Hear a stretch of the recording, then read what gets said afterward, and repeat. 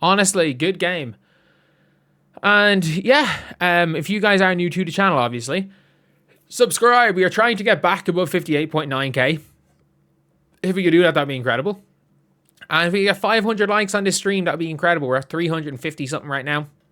And if we get on the video, that'd be incredible too. But the Indiana Fever, Caitlin Clark, really good. Kelsey Mitchell, really good. Aaliyah Boston, I don't know. Everybody else, dear God. I say Sophie was good. Mo Billings, what the fuck was that? Sorry, Maisha Hines-Allen. Maisha Hines-Allen. Gotta give credit where credit's due to Maisha Hines-Allen. Every other player on the bench, not named Raven Johnson, who got taken out of rotation, dear Lord, what the fuck was that? That's probably what I would use to describe that. As a dear Lord, what the fuck was that? From every bench player not named Raven Johnson and Maisha Hines-Allen. The Sparks, Kelsey Plum put up 25. The Sparks offense is not as good as people think it is. Why? Because, like, Julie Allemond is gone. Like, Julie Allemond really was the glue that made the Sparks offense works. Like, the Sparks are actually really bad. Losing Julie Allemond is probably the biggest player loss from one season to the next for a team that was supposed to have gotten better. It is what it is. Erica Wheeler was completely garbage, other than a couple of full court presses. Cam Brink was really good. She was really good today. A couple of fouls, but again, it was pretty good. Dearica Hamby, I don't even know. Like, the other running in open layups, what did she do? And Neka was terrible. Ariel Atkins hit her head, but she was terrible when she played. And Ray Burrell stinks. But honestly, for the Indiana Fever, I thought overall a good enough performance.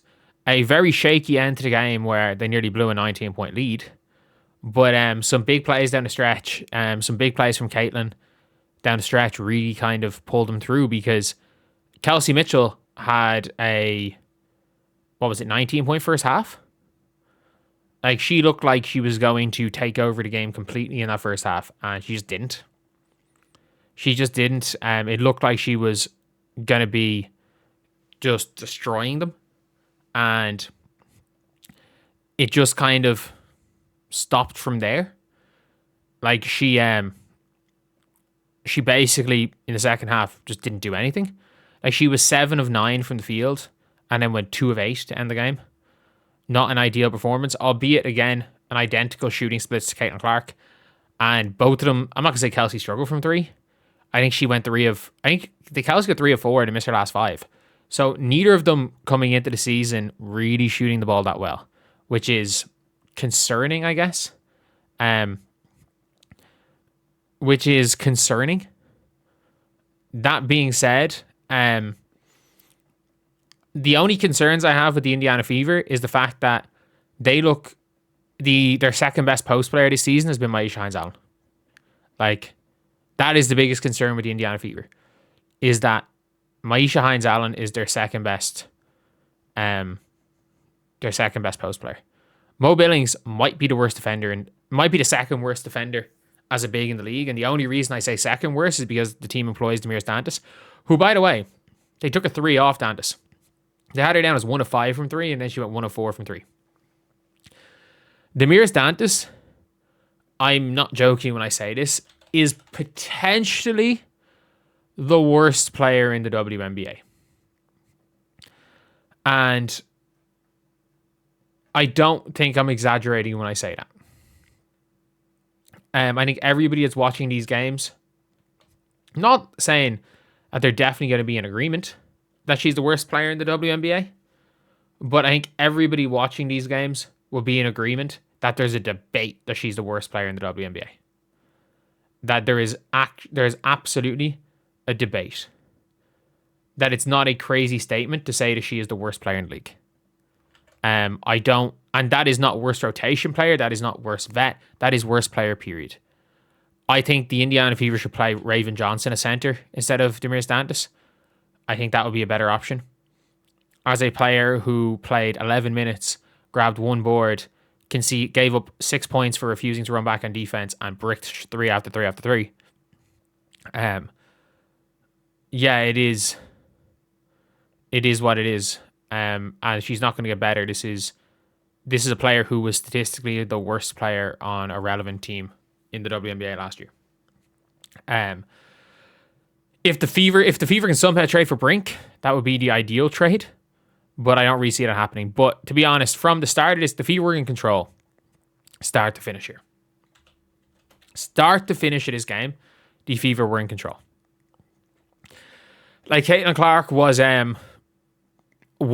one assist off extending her record with the most 20 and 10 games in WNBA history. And she was 1 point and 1 assist off extending her record for most 25 and 10 games. Like, Caitlin Clark came up and had a really good game. Like, the best player for the Indiana Fever today was Caitlin Clark. Kelsey Mitchell was the best player in the first half. No doubt, I'm not questioning that.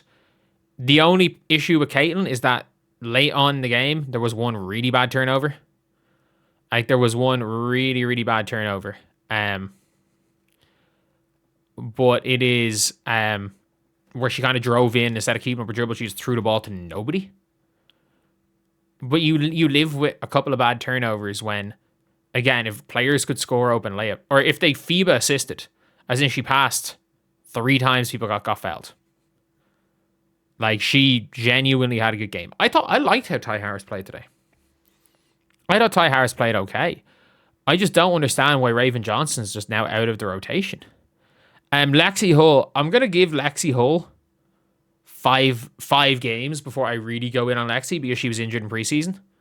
But, like, the new rules do not suit Lexi Hull. I cannot stress that enough. The new rules do not suit Lexi Hull as a player. Like, the problem with her is that her defensive playmaking isn't the greatest. She's not the fastest on her feet. There are massive flaws. You have to get up in 6 hours. It is bright outside for me. It is bright outside. Like, I can't really show you guys here, but it is currently bright outside for me. It is 5:53 in the morning. It is bright outside. But yeah, it is. Like, it is what it is. But overall, I think this was a genuinely this was a good performance by the Fever. These Sparks are terrible, but you have to take into account it's a 10:30 p.m. Eastern game. The Fever are never good in 10:30 p.m. Eastern time games. The referees were, I'm not going to say they favored either team, but, like, Caitlin only shooting 5 free throws. She literally shot a 3. She got shoved on a 3-point shot. Like, Chance Gray closed out late and just shoved her in the hip while she was in the air on a 3-point shot. But it is what it is. If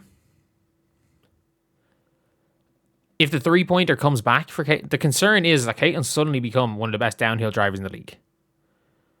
Like, there is this version of Caitlin Clark suddenly being one of the best downhill drivers in the league.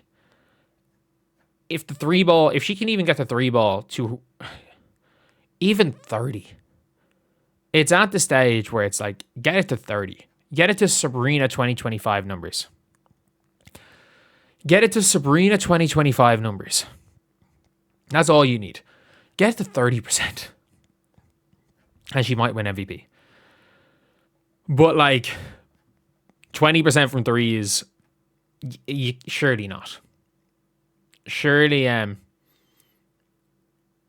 not that she's not going to continue to shoot this poor percentage from 3. At the same time, like, again, teams leaving her open. Like, teams are going to start leaving her open if she continues to shoot this percentage. And, like, she'll start hitting. But suddenly becoming one of the best downhill drivers in the league is crazy. That is kind of crazy from Caitlin. Not something that was on my bingo card this season, that she was going to turn into one of the best downhill drivers in the league.